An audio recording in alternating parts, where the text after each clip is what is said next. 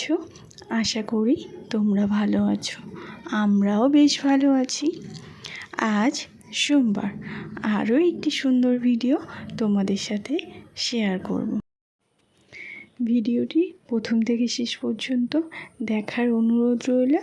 আর হ্যাঁ, যদি তোমাদের ভিডিওটি ভালো লাগে অবশ্যই কমেন্ট করে আমাকে জানিও ভিডিওটা কেমন হয়েছে। আর কোনো ভুল ত্রুটি করলে সেটা অবশ্যই আমাকে ভুলটা ধরিয়ে দিও।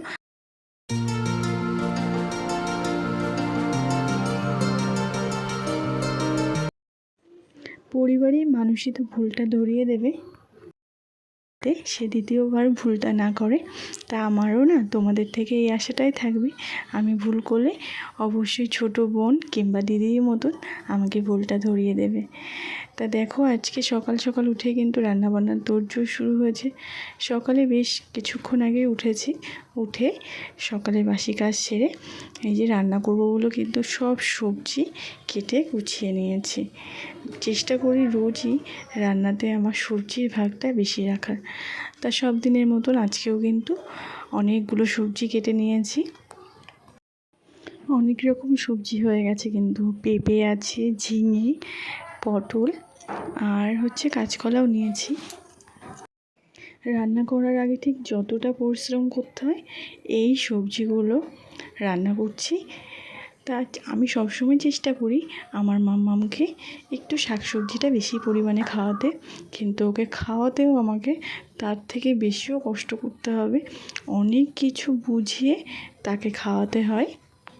বাচ্চারা তো সবজি ভালোবাসবে না, এটা স্বাভাবিক কথা, কিন্তু মায়েদের চেষ্টা ছাড়লে হবে না। আমার মাম্মামও যে খেতে চায় না, কিন্তু হ্যাঁ, তাকে হয়তো বুঝিয়ে বলতে হয়। আর এই যে এখানে দেখো সব মশলাগুলো শেষ হয়ে গেছিলো, তা ভাবলাম এগুলো আগে ঢেলে নিই। তা মাম্মাম এসে আমাকে একটু হেল্প করছে। ও বললো আমি চামচগুলো সব কিছুর মধ্যে রেখে দিই। তা তাকে পড়াতেও আসবে, পড়ানোর আগে রান্নাঘরে দেখতে এসছে যে মা কী করছে। তার থেকে বড় কথা, সে খোঁজ নিচ্ছে যে আজকে তার মা তার জন্য কী রান্না করছে। তা যেহেতু সবজি দেখে একটু নাক সিটকানো অভ্যাস হয়ে গেছে, বলছে আবার আজকে এত সবজি। আমি বললাম শোনা, তোমার জন্য তো মাছ ভাজাও করছি, আমার মামা মাছটাও খেতে ভালোবাসে, তো ওর জন্য মাছ ভাজাটাও করব। আজকে কি রান্না করছি সেটাই তোমাদের সাথে বলা হলো না। আজকে সব রকম সবজি দিয়ে পাঁচমিশালি তরকারি করব, আর অল্প একটু শাক আছে সেটাই তরকারির মধ্যে দিয়ে দেবো। আর হবে আমার মামামের পছন্দের আলু ভাজা, আলু ভাজাটাও খুবই ভালোবাসে। আর এই যে মাছটা ভাজা করবো, মাছটা আর আজকে তরকারি করব না, ও তরকারির থেকে ভাজা মাছটা খুব ভালোবাসে, এই কারণে মাছটা ভাজা করব। আমি না যখন মাছটা ভাজা করি চেষ্টা করি একটু ঢেকে ঢেকে করার, তাহলে যে তেলটা ছিটকে আসে না। না হলে এত পরিমাণে তেল ছিটকায়, মাঝে মাঝে প্রায় চোখে মুখে দাগ হয়ে যায়। এই কারণে সবসময় চেষ্টা করি যে মাছটা ভাজার সময় একটু ঢেকে ঢেকে ভাজা করার। তারপরে দেখো মাছ ভাজা তো হয়ে গেছে, আলু ভাজা বসিয়ে দিয়েছি, ভাতটাও হয়ে গেছে, আর ভাতের উপরে না জল বসিয়ে দিয়েছিলাম, তরকারিতে দিয়ে দেবো তাই। আজকে আমার আর আমার মাম্মামের দুজনের জন্যই রান্না হচ্ছে, কারণ ওর বাবা সকালে কাজের জন্য আজকে অনেক সকালেই বেরিয়ে গেছিলো।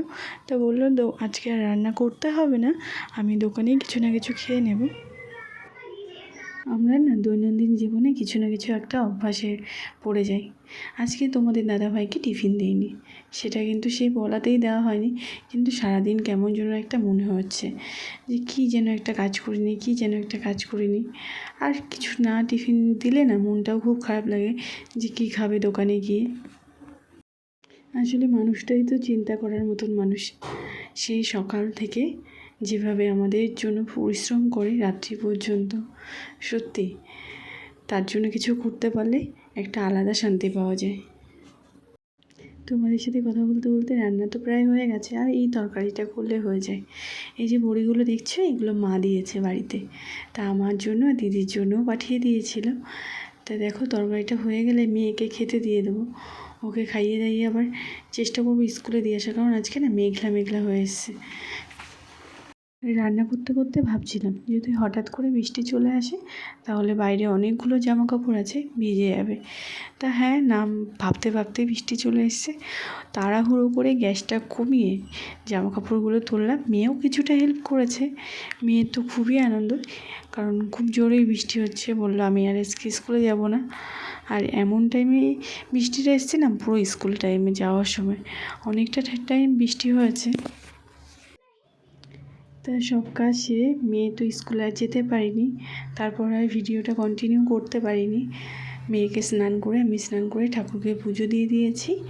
এখন আমি আর আমার সোনা মাম্মা খাওয়া দাওয়া করে দেখি বৃষ্টিতে কী করা যায়, দুইজন মা মেয়েদের মিলে। ভিডিও প্রায় শেষ পর্যায়ে চলে এসেছি।